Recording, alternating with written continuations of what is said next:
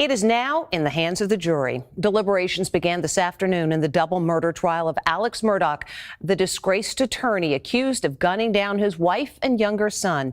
The jury got the case after hearing the defense's final argument, and there's a new woman sitting on the panel after the judge threw another juror off the case. Les Trent explains why. You're off the jury. The judge presiding over the Alex Murdaugh trial booted a juror today. Intentionally or unintentionally, you've had some discussions with some folks not on the jury, and which is going to require me to remove you from the jury. They even told her to immediately leave with all her personal belongings, including hard-boiled eggs she left behind in the jury room. We get a lot of interesting things, but now a dozen eggs. Her place was taken by an alternate chosen at random by number. Juror number 254. We are now down to only one alternate, so that may make some parties a little bit nervous. Now that the case has gone to the jury, attention is focused on the anonymous panel, which will determine Alex Murdaugh's fate. There are 7 men and 5 women. I spoke to jury consultant Alan Turkheimer. After 6 weeks of testimony, I'm wondering if you have any idea just how tense those deliberations might be behind doors. It's going to be exhausting for this jury. It's not easy. Now, at first, they're going to, after having not talked about it for 6 weeks, it's very cathartic. They're going to talk about what they liked and didn't like. It's burdensome psychologically, and these jurors are going to go through a lot. At least one juror was seen having trouble keeping his eyes open yesterday during prosecution closing arguments. There were reports of a juror, maybe 2, one of them maybe nodding off, not paying attention, etc. Today, it was the turn of Murdaugh's lawyer, Jim Griffin, to present closing arguments. He ridiculed the suggestion Murdaugh killed his wife, Maggie, and son, Paul, to distract from his financial crimes that were about to be exposed. The state's theory is that it was a storm a-coming. Clouds are arising. And because of that, he does what every rational person would do. Go kill your wife and son. Totally illogical, irrational, and insane. Those are words I wrote down. On behalf of Alex, on behalf of Buster, on behalf of Maggie, and on behalf of my friend Paul, I respectfully request that you do not compound a family tragedy with another. Thank you. And get this, O.J. Simpson is weighing in on the Murdaugh case today. It wouldn't surprise me in the least if this guy beats this case. He says Murdaugh's decision to testify just might work. He was just trying to relate to 1 or 2 of those jurors that he was a good old boy. He was one of them. And I'm not sure he didn't succeed. March 3rd, 2023. Walterboro, South Carolina. The air inside the Colleton County Courthouse is stagnant, heavy with the scent of old wood and the collective breath of a world watching through a lens. Alex Murdaugh, a man who once carried the weight of a century-old legal dynasty, stands before Judge Clifton Newman. The judge's voice is steady, a rhythmic tolling of a bell that signals the end of an era. The gavel falls. Twice. 2 consecutive life sentences. No possibility of parole. Parties ready to proceed? State's ready, Your Honor. Bench is ready, Your Honor. All right, from the state, Mr. Orders. Thank you, Your Honor. We're obviously here in the sentencing for the state versus Richard Alexander Murdaugh. Your Honor, I have prepared the sentencing sheets signed up. If I can hand those up to the clerk.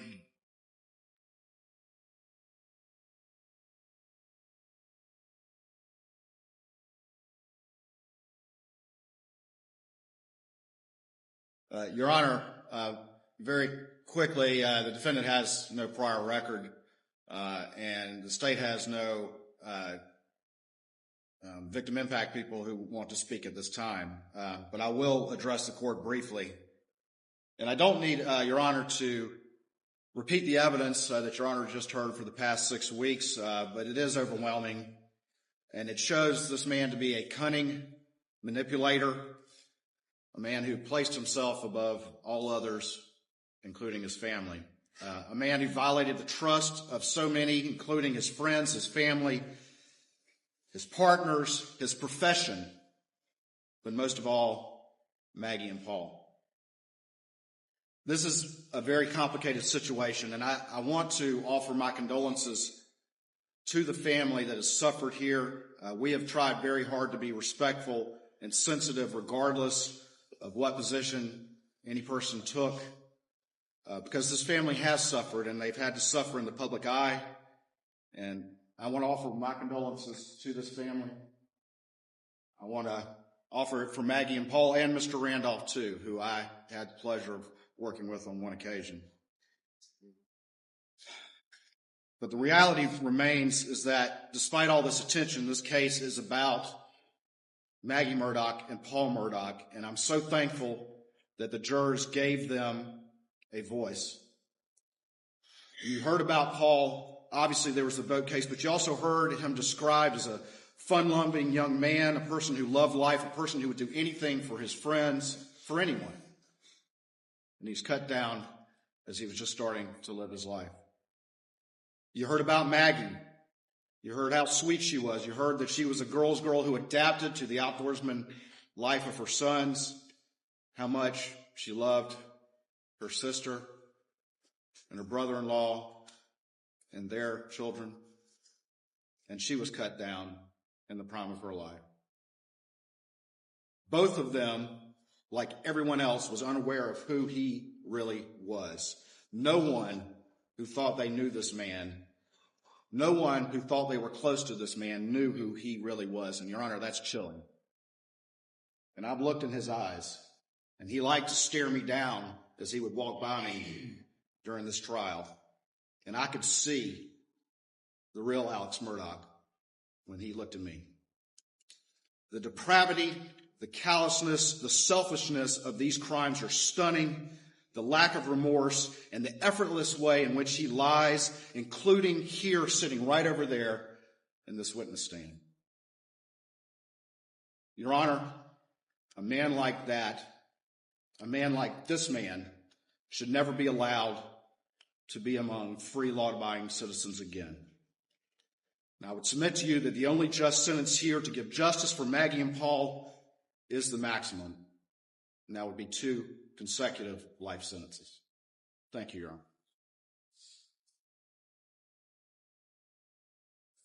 Honor. You indicate that no victim would like to speak at this time. Would any victim like to speak at any time during these proceedings? Your Honor, one of the things we did, and we did early on, obviously, as I just said, it's a very complicated situation, but we made the decision early on. We've had our victim advocate here who's been doing a wonderful job, regardless of the viewpoints of any individual family member, to provide aid and service to them, and we made that decision. I'm informed by our victim advocate that none of them wish to speak. The defense can certainly address that, but that's what I am informed. But they certainly were offered the opportunity as is required, and I want to commend our victim advocate on the excellent job she did in handling this complex situation that we wanted to be sensitive to, because again, none of us are not mindful of the fact of the suffering of this family. I noticed Sled Chief Mark Keel is here. Would you like to address the court on any matters, Chief? Yes, sir. Just say again, very proud of our agents, the work they've done. I'm proud of the partnership that we've had with the Attorney General's office as we've had for many years. And again, we're here to see the justice is served, and we believe it has been. Thank you. For the defense. Your Honor, Mr. Griffin and I would have no comments. The defendant would like to address the court, though. Good morning, Your Honor. In that moment, the wood hitting the bench sounded like the slamming of a tomb. But for Alex Murdaugh, this wasn't an end. It was the birth of an endless waking nightmare. Most people think the death penalty is the ultimate price. But for a man who spent his life in the sun-drenched low country, surrounded by luxury and power, death would have been easier. A quick exit, a final curtain. Instead, He has been handed a living death, a slow, decades-long erasure where the only thing that grows is the gray in his hair and the thickness of the walls around him. His reality is more brutal than people realize. He is being buried in the South Carolina soil, not 6 feet under, but inside a concrete box. I want to welcome you back to the channel. We investigate the cases the world tried to forget, looking for the truth in the spaces between the headlines. If you find value in these deep dives, please subscribe and join our community of investigators. And as we begin, tell us where you are watching from today, whether it's the United States, Canada, Australia, or beyond. Leave a comment below. We read every single one. The timeline of the crime is a high-intensity descent into blood and betrayal. June 7th, 2021, Moselle, a 1,700-acre hunting estate that was supposed to be a sanctuary. But under the humid southern moon, it became a slaughterhouse. 8:44 p.m. A kennel video captures Alex's voice, the digital ghost that would eventually haunt his defense. Minutes later, chaos, a shotgun blast at Maggie, a rifle emptying into Paul. The sensory details are enough to make the blood run cold. The smell of gunpowder mixing with the marsh air. The wet sound of heavy rain on a tin roof.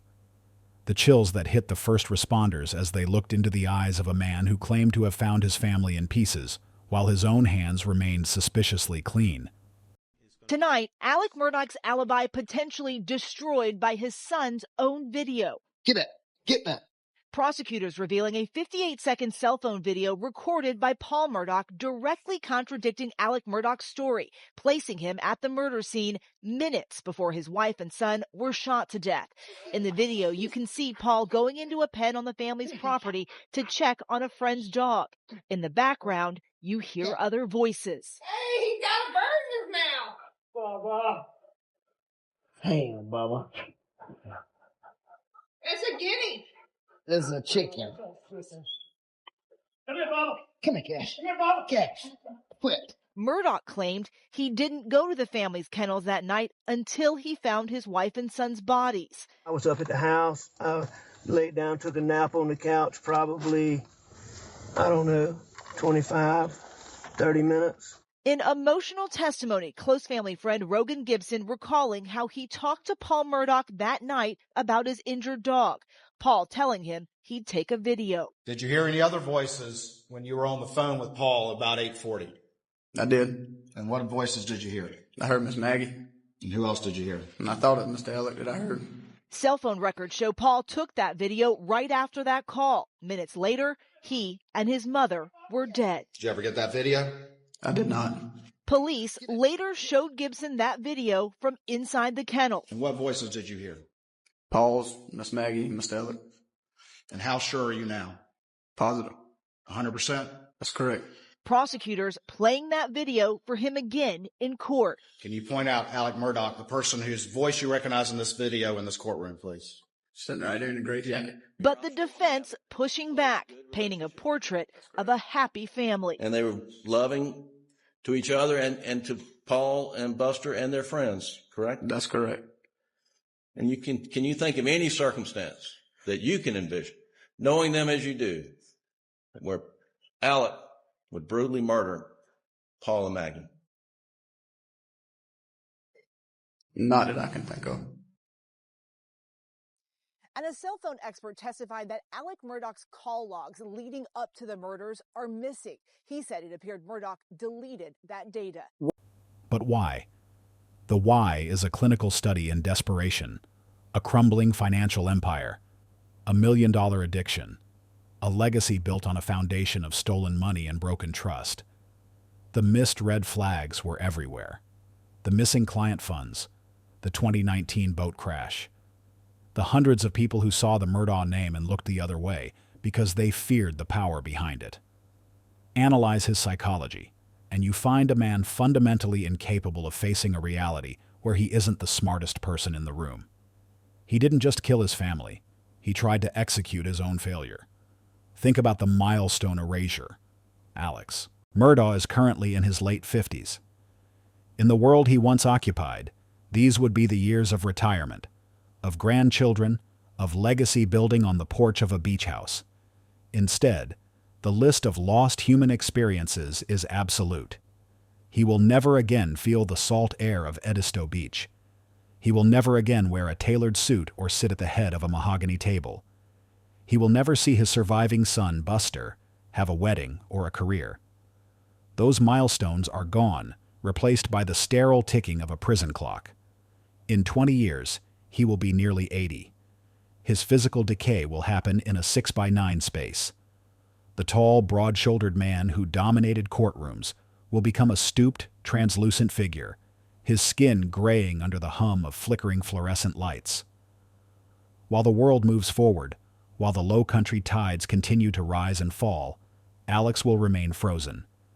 A living museum of a dynasty that devoured itself. No hope, no second chances, just concrete. The inside the walls. Reality is a dehumanizing machinery that strips away the Murdaugh name piece by piece. Currently, he is housed within the South Carolina Department of Corrections, often shifted between maximum security facilities for his own protection. The security level is absolute. The reputation of these halls is one of violence and shadow. The routine is a sensory assault. 5:30 a.m. The lights slam on. The racking of the steel doors sounds like a gunshot every single morning. There is no privacy, no dignity. His meals are lukewarm slurry, pushed through a metal slot in a heavy door. A man who once ate steak and drank expensive bourbon now eats off a plastic tray with a spork. The concrete box is his entire world.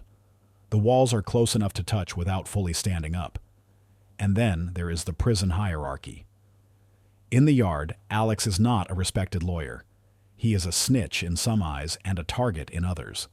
In the unwritten code of the yard, the wealthy and the powerful are often seen as trophies. He lives in a state of hypervigilance, knowing that the same system he manipulated for decades is now the system that holds his life in its teeth. Stay with me, because as we enter late 2025, the legal updates are coming fast. Despite his lawyers fighting for a new trial based on allegations of jury tampering, the walls only seem to be getting thicker. The state has moved to seize his remaining assets. The living death is becoming more complete as his financial reach is severed, leaving him with nothing but the clothes on his back and the four corners of his cell. But here is the part most people don't understand. The isolation isn't just physical, it is the total erasure of an identity. He isn't Alex Murdaugh anymore. He is a number. He is a case file. He is a cautionary tale whispered in the same courtrooms where his father and grandfather once ruled. If you've stayed with me this far, you aren't just a casual viewer. You're an investigator. We are building a community of people who refuse to let these stories fade into the concrete. Hit that subscribe button and join our ranks. Help us grow this circle of voices so we can bring more light to these forgotten halls. Now let's look at the evidence they didn't want you to see. But here is the part most people don't understand. The living death of Alex Murdaugh is not just about the loss of his freedom. It is the total, clinical dismantling of a king.